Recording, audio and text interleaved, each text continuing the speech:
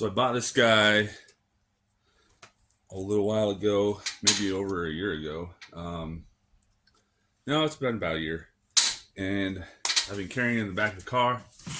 And this thing in the box because the box has foam in it and it's in this bag as well.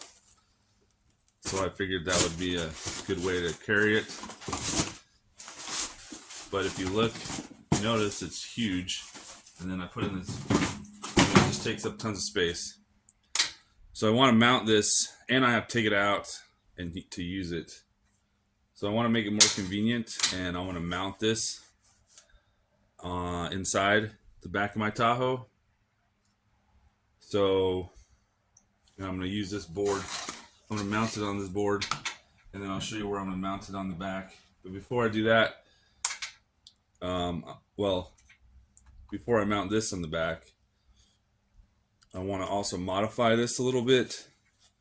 Obviously, when I mount it, I can't just take these and put them on the battery. So I'm going to hardwire it, and then put a pressure switch on it, and I'll show you everything that I do to it. So I thought that this might be, I already loosened it.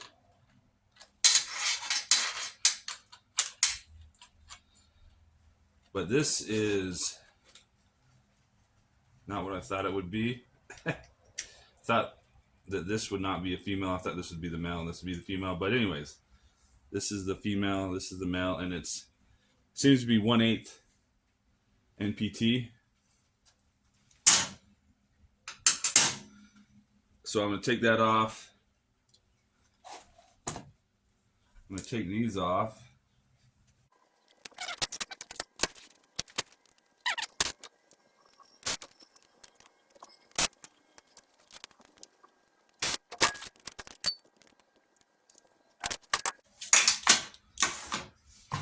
So I want to look at the electrical. There's a fuse right here that I already looked at before. It's 35 amp fuse. Because there's the fuse here, I don't think I need to put another fuse.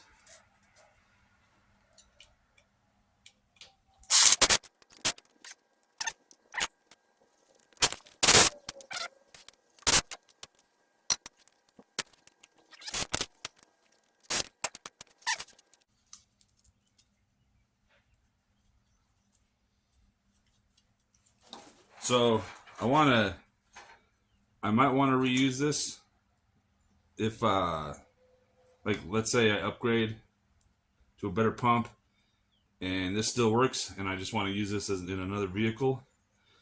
I want to be able to put it back to the configuration it's in right now. So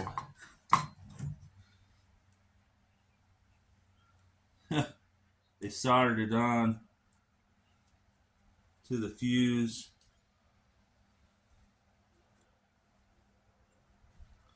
It's one way to save money.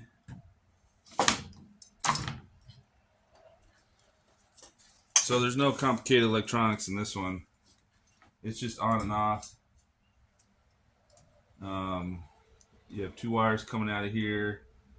This is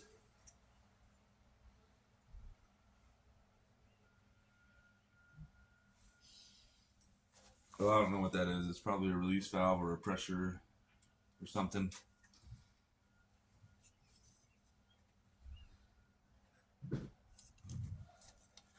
That's what one of them goes to. And then this is probably the positive, the red.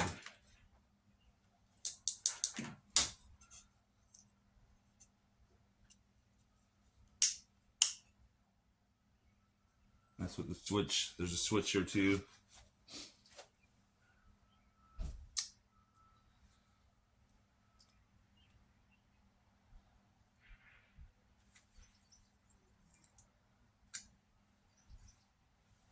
Anyways, I'm not going to take that out. I'm just going to unplug that wire. You could cut them. Maybe that's what I do. Instead of unsoldering them, you see there's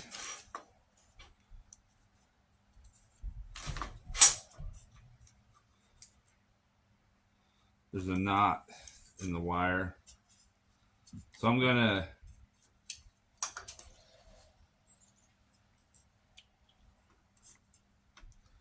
I'm going to mark them. I'm going to cut them and then crimp them inside here.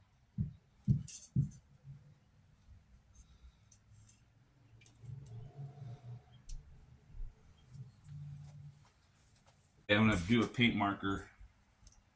I think that this one's positive, but I'm not positive.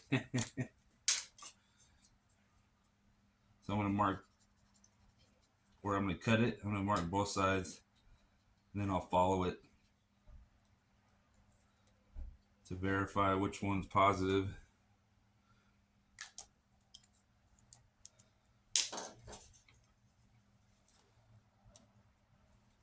I don't know, maybe I want to get more. I want to go farther. I'm going to cut it up here, give myself some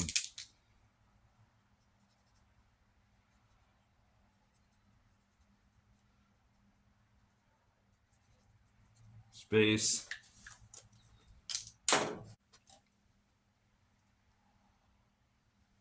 Okay.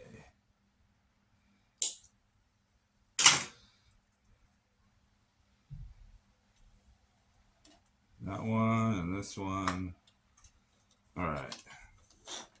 This just gets pulled through, and I marked the positive, or marked one of them. Which one is that one?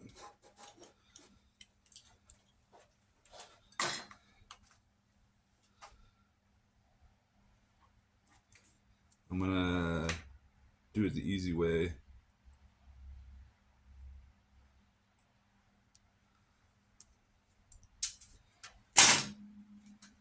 Multimeter. If you ever buy a multimeter, make sure you get one that beeps for continuity. It makes your life easier.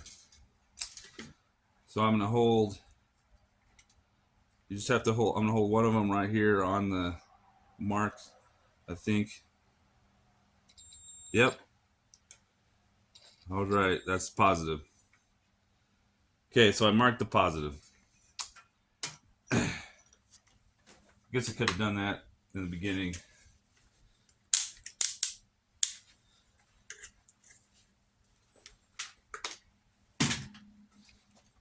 So this is the positive. It's the one that goes through everything else.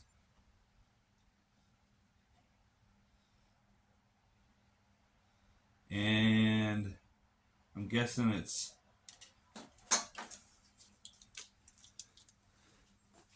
like 14 gauge or 16 gauge. All right, so I'm going to use this 12 gauge stuff. So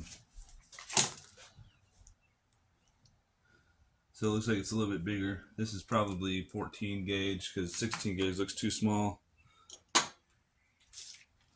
case you're wondering what to use. Let's see. Blue is 16-14. The yellow is 12-10.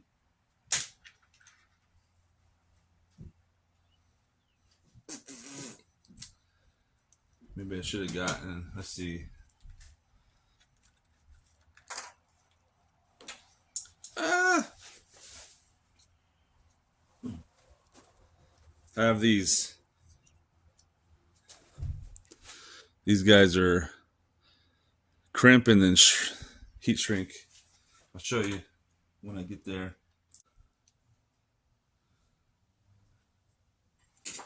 All right.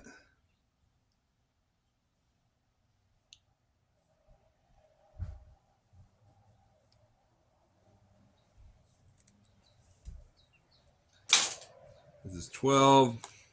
This one's not or a 12. Oh, it looks like Joy's mowing part of the back, so that's nice.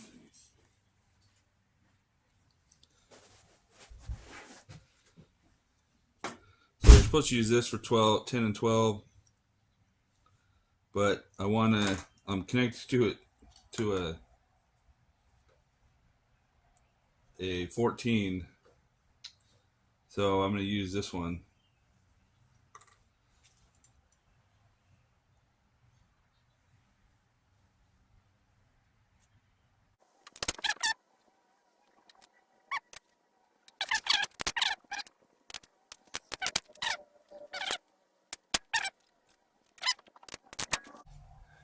These are so much better than anything else.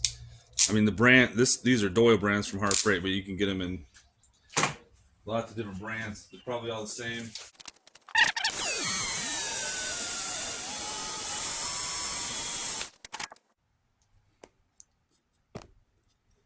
You know how clean that is.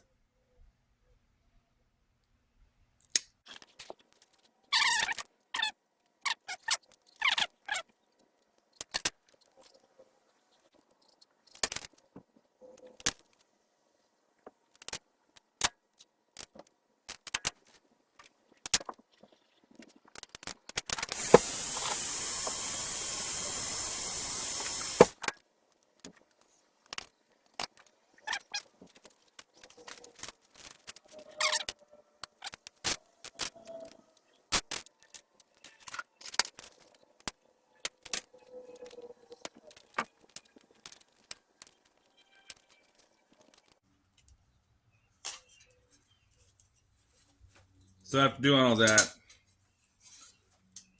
I probably could have just left the other wires and just cut them differently when they're on the outside, and probably didn't have to take this all apart. There you go.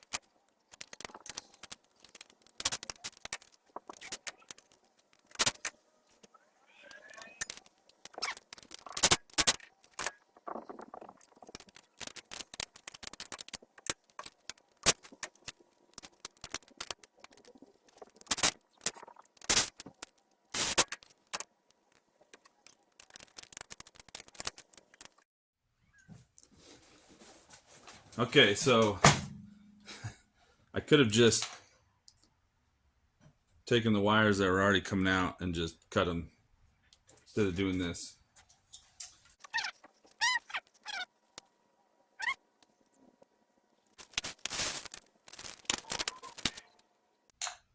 Yeah, so I'm going to use 1024.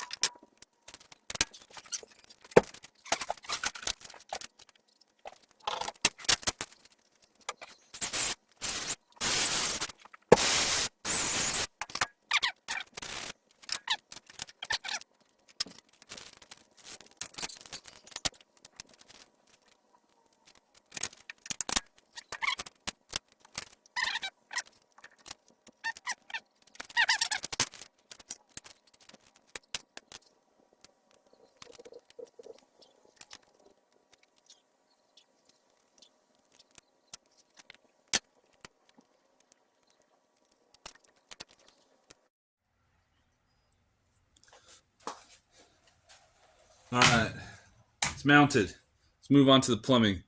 This is 1/8 MPT. I'm going to use This is yellow Teflon tape, which is it's sintered Teflon, and so it's better for gas. It doesn't let gas through. You could use white and it'll be fine.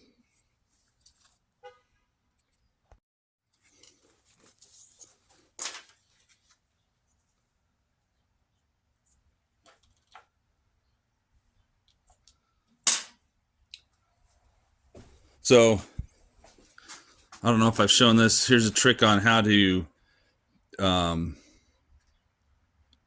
put on Teflon tape the best way. If you're looking at it, this is your left hand. So you hold it in your left hand. If you want to put it on this one, you take this in your right hand. It's going to unroll on the bottom. If you pinch it, or you hold it here, it's always going to be the right way if you do it this way, and it's way easier.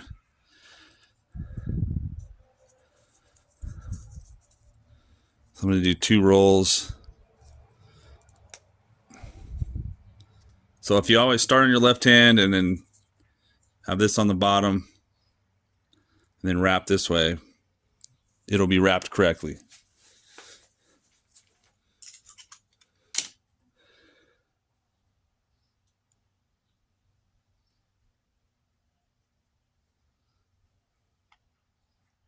So this has a female 1/8 NPT and then a 1/4 NPT female. And then you'll see what this is, but it's a flare with a 1/4 NPT and then 3/8 flare, I think. I'm going to put it in my vise.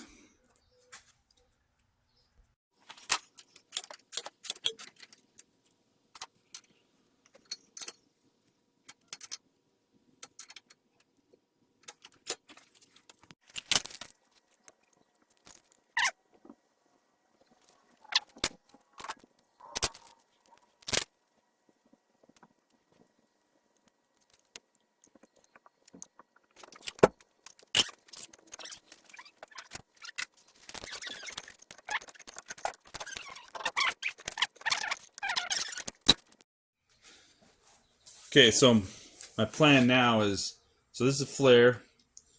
I'm going to flare this, and then it's going to, I want to use copper, and I'm going to use a bunch of this. So I'm going to coil it and then end it facing this way.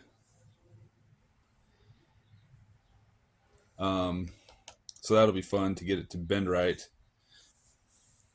But the reason I'm using the copper is because the hot air, it's really hot coming out of here.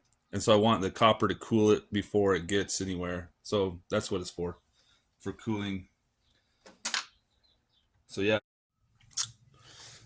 All right, so I put this together. So I think this looks crazy. If I would do this again, and maybe I'll change it later, but when you come off of here, I should have on this track right here, the second one, not this one, but on this one, I should have just bent it this way back. Anyways, I'm gonna go with this, and where I'm putting this, I actually want this is where I'm gonna do an air chuck. So I want it back farther, and there's a spot, but I have to have a second piece. So I'm gonna cut this. It's gonna go like that, and it's gonna be cut right here, so that this sticks up and is easy to get to. Anyways, so this, I already plugged it in or wired it in. This is gonna go to there. I'll run it underneath and go to here. These I need to put in. They're just a post. So this is what I'm going to run. I kicked it. Sorry. This is how I'm running power to it. I'll have to show you how to run power. But first, before I do that, I'm going to... So the power is going to come wherever in the car. And then here's the negative, obviously, and here's the positive. And they have a cover shield.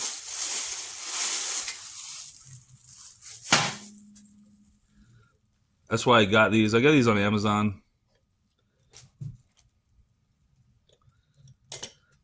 Just like that.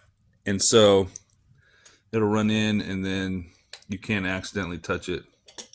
This nut right here is plastic. This is plastic. So they're protected. Anyway, so this is where I'm going to run my power tube from the car. And then obviously this is, it's just it's a connector that's robust. And these are just drilled in. That's why I got wood.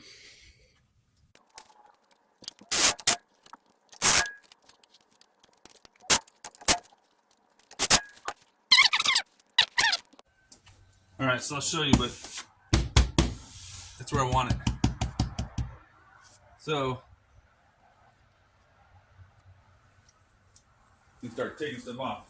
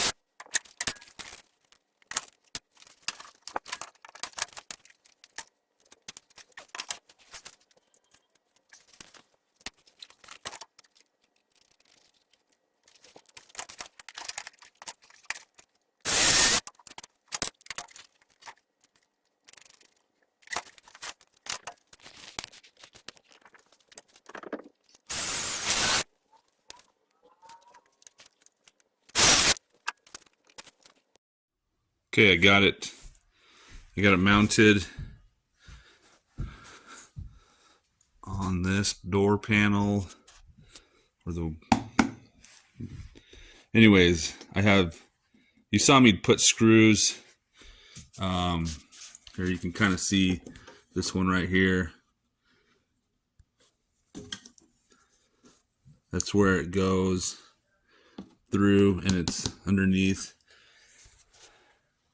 So you have to take it off to get the screws to go up, and then screw from both sides. The only other way to do it other than that is to use rib nuts that crimp, but I don't want to. This is plastic. I don't know how well rib nuts grip on plastic. So there you go. If I use like aluminum or something, I'm sure it'd be easier. The way that the wiring is, you have, so this is the positive wire. So this is coming, this is going to come from the battery, positive. And then this goes to the switch. And the switch goes straight to the pump. There's a switch right here, an on-off switch.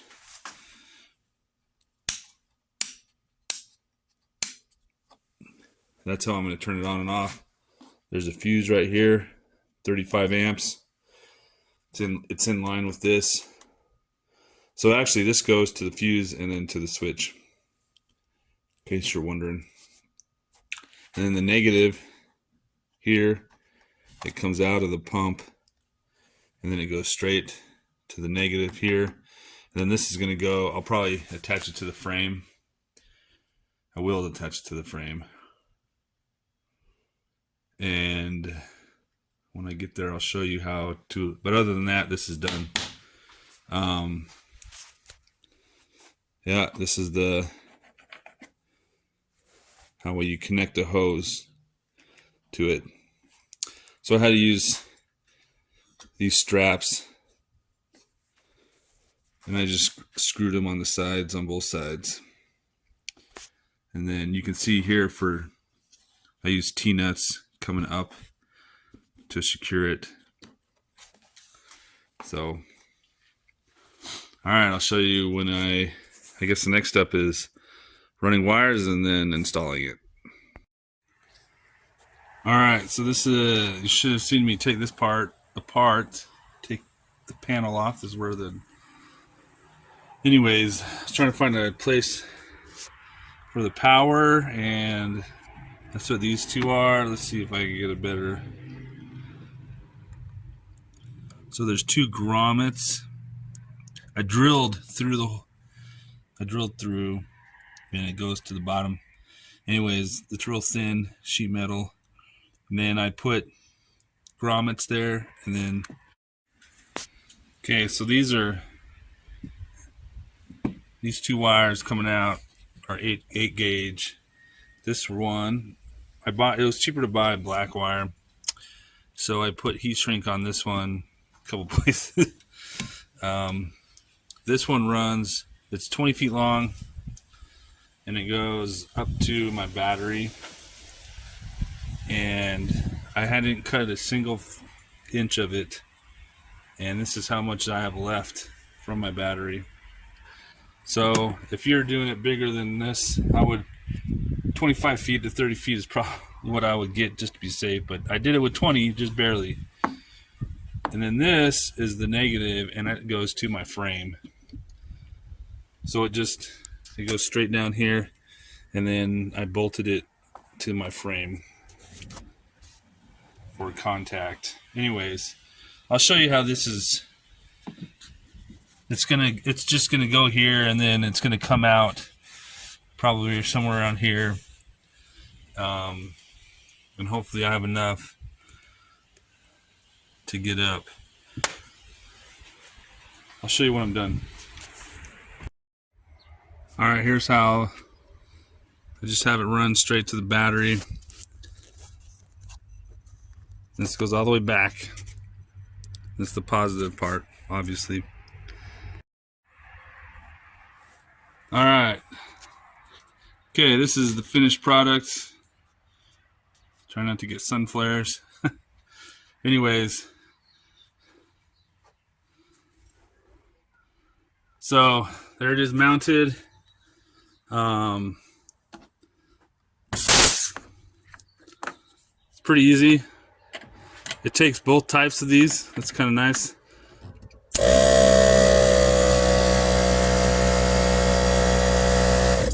And then when it gets to pressure at 100 psi, it turns off.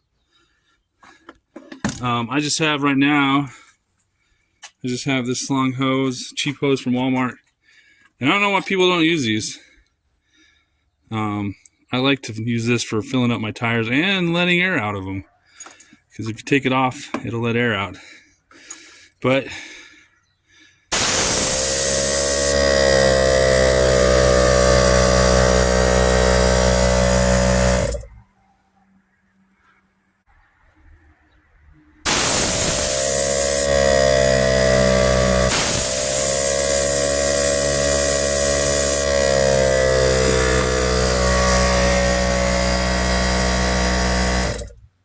so there you go. It's working.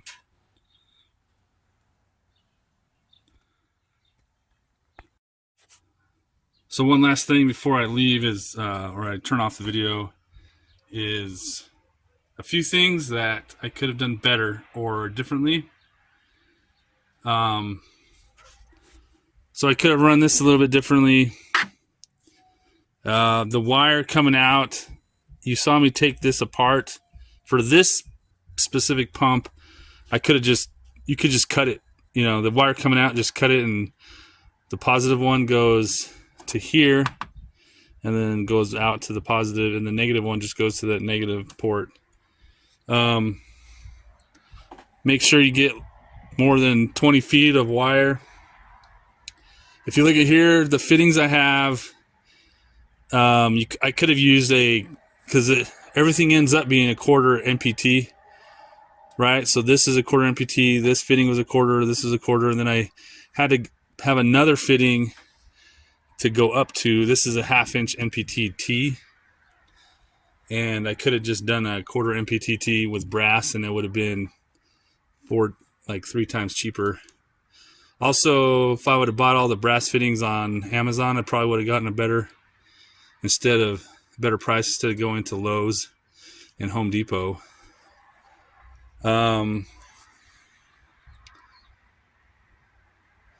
These were probably too big and overkill. They had a smaller one, and I should have gotten this. The smaller one might have been better. Other than that, when the pump breaks, I'll replace it, or if it doesn't, I want to get a little bit better pump, but that's going to work for now. So there you go.